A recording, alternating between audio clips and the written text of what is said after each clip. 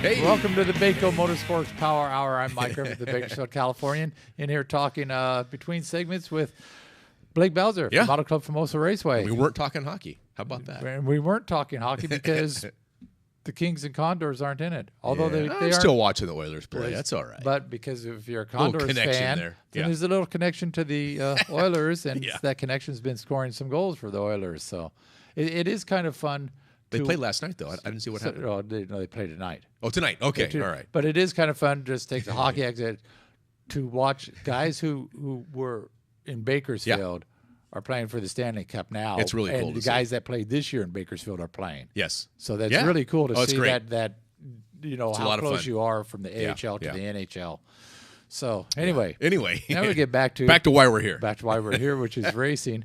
And hey, did you watch the 4 Wide Nationals? I watched some. We were off last weekend, but we weren't. We had some cars testing out there at the track last weekend. Some guys getting their licenses, and one of them is Bobby. I'll try and say it right. Cottrell. I asked Bobby. I said, Bobby, tell me how to pronounce your name. I've heard Cottrell. He says Cottrell. So I said, okay. Well, I'll try.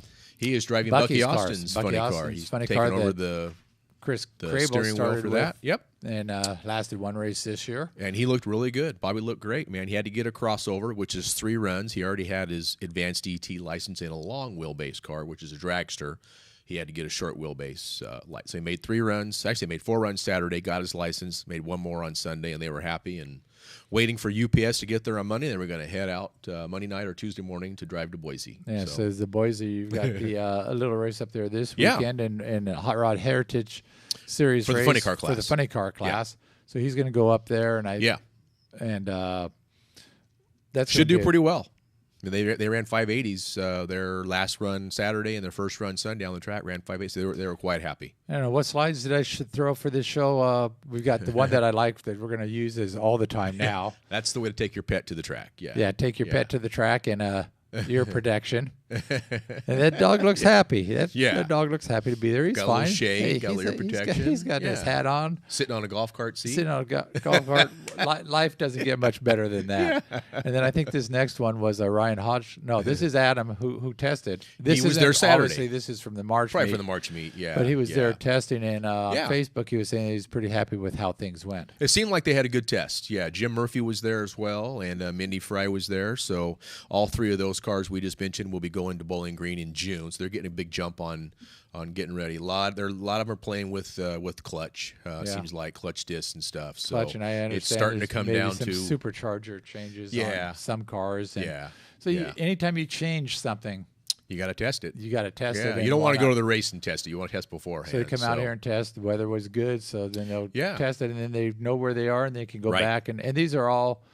They're not professionals. They're all doing this. People are doing this spare time, so it takes them a little while to get ready, and they'll go on get ready for June. Yeah, the top field cars will be in Bowling Green in June, and the funny cars this weekend in Boise. So of course, Roland Leon's still helping Jim Murphy, so they were testing quite a few things, and Roland said they learned a lot this weekend, and we're real happy with what they got out of it too. So Roland's not afraid to make changes. No, he's made a lot in that car. A lot of changes in the car. Trying to find something that... And they were switching blowers back and forth and doing different things. They've done different injector systems. Different canards, injector hat or no hat, and just different style injector and different blowers. So he's really trying a lot of stuff. Of things but Roland's doing it the right way. He's doing one thing at a time. They don't make like 4 or 5 changes. Because and if it works, which one was it, right? Yeah. So they change one thing and work with it.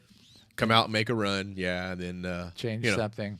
Yeah. And so it's fun to see. It's a little quiet to be out there for the track for those deals, but because that's what testing is. One runs every once in a while, and then I think I have one slide here. Ryan Hodgkin, he will be going to Boise. They will be there. There's going to be some hitters there. Rupert's going to be there. I'll be there too. Yeah. I wasn't. Yeah, he's one of the hitters. I wasn't counting myself as one of the hitters, but no. But Ryan's going to be there.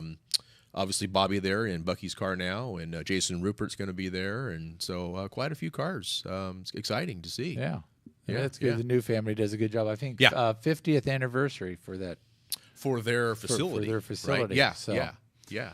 So that's good deal exciting. for them up there in Boise. Which you're flying because you can get there quicker than driving, obviously. Yeah, about 13-hour drive from here to there. So I thought, I'll fly in a couple hours. So 13 13 hours, and that is not exceeding the posted speed limit, right? Yeah, no, that would be fudging. That would be 13 hours of fudging. Yeah. So, and then when you come back, you'll come back, and then you got to get ready because you got the West Coast Shootout. Tell me a little bit about that on May 13th. Well, this is kind of a new deal for us. Not real familiar with the group putting it on. I know the gentleman putting it on, and he runs a lot up north in the Oregon area up there, Medford, all that. So just really kind of a new deal, a chance to – we've never really run the same day an import and domestic. So it's – they won't compete, but they're coexisting. So they've got classes for imports, classes for all the domestic cars. So just first time for us actually kind of mixing the two together in competition. Now, our street tuner, that's open to anything as long as it's a street car. But and that could be any import or domestic. So first time with it kind of mixing. What type of domestic cars are we talking? Nostalgia style, or are we talking Summit Series? A little more of the street car scene in the domestic side. He's got some of the small tire classes and that sort of thing. So that's a little more in that area. More of a. Is it all quarter mile? Or do they have some 8th mile? I believe there's both. Yeah, I believe there's both. Yeah. So they could have some of these supercharged 8th mile. We could, yeah. I think really it depends on who comes. Who comes? Yeah, who shows up. I know he'll be here the first of the week, and we're going to put all the classes in the computer, and so I'll learn a lot more about it. Know what's going on. Then, Is this just trying to expand down a little bit? Yeah, we've really cut back on a lot of our street car racing with no more West Coast hot rod, and PSCA is kind of staying more in the Midwest area, it seems like nowadays. So there's not a lot of street car associations out here. So we're just trying to feel out who's doing what, and maybe we'll look at doing some more next year based on who does what and how we do. See how many what type of participation you get for that, because that's key with everything. If you open your gates and you say, hey, we're gonna have an event, well, if 20 people show up, that's not much of an event. That makes it this on the 13th a little easier because the promoter is paying the bills. So I mean we're guaranteed a little bit of money, but not a lot. But so hopefully he makes it. The more he makes, the more we make, and it's a great partnership. And that's a good deal for him. And then you come back, and then you got your first street tuner, which kind of plays into the whole street car scene. And this is the street tuner events. This is the first of probably about half a dozen of them. Let's see, we're doing what we have: May, June, July, August, September. 5 or 6, something like that. Right, I know Elite's 5, and this was our first one. It's all at night, so. I'm glad it's not this Saturday. It's going to be a little cool out there Saturday night. It's funny. 103 today, 104 tomorrow, and 70 on Saturday, and 64 and raining on Sunday. Yeah, so hopefully it'll heat up for the following Saturday, and we can run out there 8 p.m. to 2 a.m. is our scheduled time for that. So basically it'll be perfect if it's about 78, 80 degrees. That'd be nice. Even if it's in the hundreds, which we'll get there quick. We know we're going to be staying there. I've got a wedding at my house on the 13th. Okay. At 4 o'clock. Right. We don't need it to be. We don't want it for that day. No, right? 78 would be good on the 13th. Yeah. Well, that's why we're doing the 20th. That. It can be 100. Yeah, the June, July, the August, even September. It's usually pretty warm, so that's why we do it at night. And for 2 reasons: we're trying to simulate the street scene, people going out at night and racing, and we've talked before. You can do a grudge lane. You can challenge somebody. You can. If you want to put a little wager on it, that's on you. You can tell us you don't want any time posted, no time. So. You can continue doing a little bit of side bets, whatever you want to do out there, and nobody can see. They'll see how many saw bets. I'm doing Monopoly money, not real money. I'm passing out Monopoly money. You know that, right? When you're up there, how many people are going through stealth mode with no times? There's a few. Yeah, there's it's catching on. They didn't realize we could do that. So people are seeing cars with the letters NT on it, and they're, what's that mean? We said, well, they don't want us to show their time on the scoreboard. Oh, I want to do that. So it just makes it easier for. For those who don't know, the time doesn't go up on the scoreboard. It doesn't go up on the.